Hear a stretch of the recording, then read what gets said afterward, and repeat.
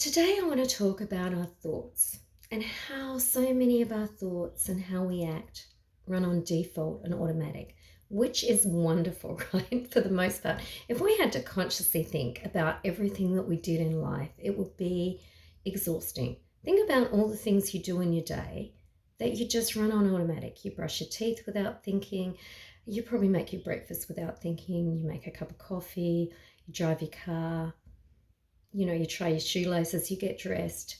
You don't think about having to do any of those things. At one time, learning a lot of those skills was really hard. I mean, for any mothers out there, think about learning how to train your child how to go to the toilet. It's really freaking stressful. Whereas nowadays, it's just something we do. We don't consciously think about it. That goes for any skill in our life. And it's quite amazing how our brain works, that we can learn something and then we can be unconsciously competent in it, right?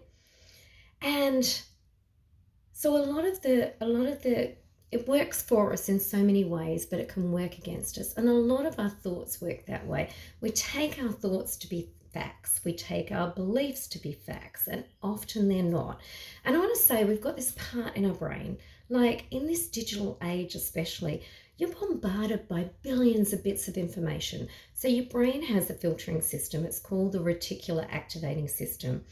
And it's just a small part of your brain, but it allows you to see the things that you believe and the things that you're interested in. And I'm sure you've heard this example plenty of times before.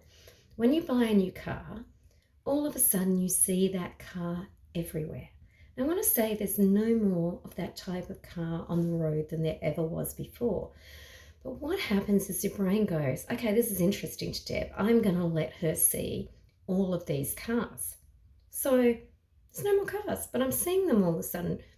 A year ago, before I bought that car, I didn't see any of those cars. But I took it as a fact, but it wasn't a fact. I just didn't see what could have been right there in front of my face. Now, that happens with so many things that we believe or we're interested in. So I want to take a really simple belief and show you how it works. And this is one that I hear from single people all the time. I mean, I coach lots of things, including singles, and they'll say to me, all the good ones are taken. There's no good singles out there. They take that belief to be a fact. Now, I'm going to tell you it's not a fact, and we'll get onto that in a bit. So that fact results in a feeling for them. The feeling could be, their body language, they slump, they feel sad, they might feel depressed, they might feel despair.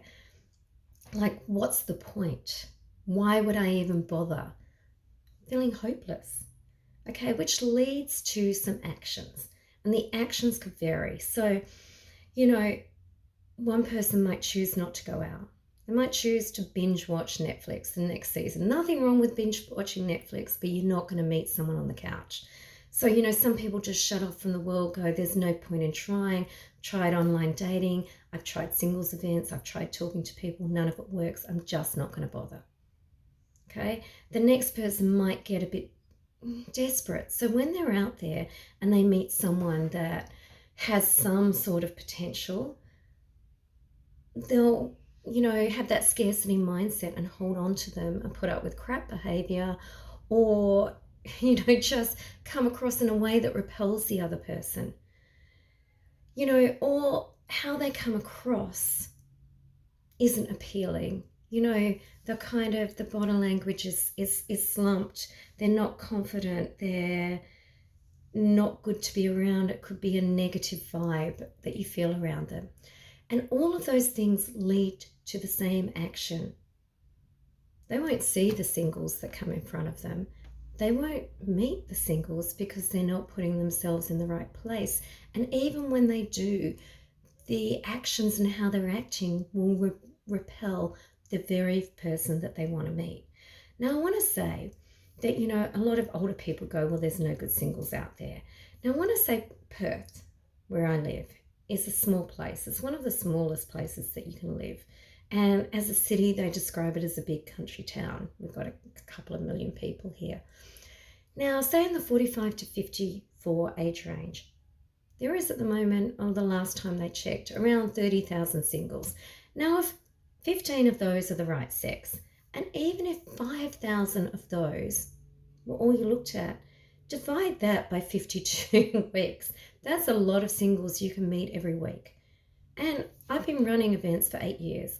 I used to work in mining, I've worked in education, I've flown around the state, I've met so many people, and I'm surprised that I haven't met a lot of people who live in Perth. So literally, there are so many people out there, and I did put a post on LinkedIn. Someone said, well, what if you're in a country town? And one of the guys commented, well, there's a road in and a road out. Sometimes as singles, we get fixated by the fact that we want to date someone 5 kilometers from us. Now, do you know what? If I met an amazing person, if you met an amazing person, I'm sure you could travel. I'm sure you could move, right? And we're in a global community now. There are options open to us and ways of meeting that we were never able to do before, which I find really exciting. So there's so much possibility out there. So that fact that you feel is a fact is just a belief that can change. Now, I want to say, if you had the opposite belief, so, the opposite of belief is everywhere I go, I meet wonderful singles. Now, that thought creates a different emotion. Possibility, optimism, excitement, joy, happiness, which gives you different actions. Your body language is different. You're confident. You're smiling at people. You're amazing to meet. It's such a different reality when you're coming from that different headspace. You're not in the scarcity mindset. You're not despondent. You're fun and spontaneous. And that whole feeling of being open to possibility and how your body language is so different about how you come across. You'll go on online dating and go, oh my God, I might have to kiss a few frogs, but I can be curious, meet some people, have some fun along the way. And I'm not talking fun. I'm just talking enjoying meeting people, get the outcome out of the way. And you can meet some cool people who might introduce you to someone else.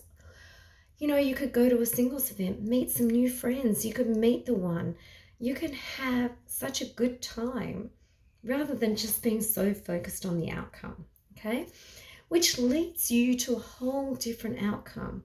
Number one, you'll be having fun. Number two, you'll be going out a lot more. You'll have more options when you are home to watch on Netflix because you won't have watched everything. And, you'll come across so differently and be a joy to be around. And I'm telling you, in that state of mind, you will meet someone. And you will meet someone you like because there are so many amazing singles out there. So a different mindset gets a different feeling, gets a different action and outcome. But it all starts with that thought and belief. So how do you change that thought? Now, our brains are really cool. They will rewire. So what we focus on all the time, we get pathways in our brain. When we stop focusing on them, they unlink. You can focus on a new thing. So if you find yourself thinking, this is my tip, and it might make you laugh. It always makes me laugh when I use it because it's not something I walk around saying all the time, okay? So if you have that thought, there's no good singles and you feel despondent, the moment you think that, I want you to say to yourself, hairy balls. Now I dare you to say hairy balls and not laugh, okay? It will interrupt that thought pattern. It will interrupt that thought pattern, and from there you could replace it with there's great singles everywhere. It's interrupting, and you can do this with any thought because whatever you think or believe, you see, like the car. So I challenge you to change your thoughts, and remember, a lot of them are automatic, but you can learn a new way of being and then become unconsciously competent at having some beliefs in your life that work for you and get what you want. Now, this is not just for singles. It works with any thought and any belief that you have. Let me know how you go. And it's been great talking to you in this video. Have a great day, night, weekend. Bye.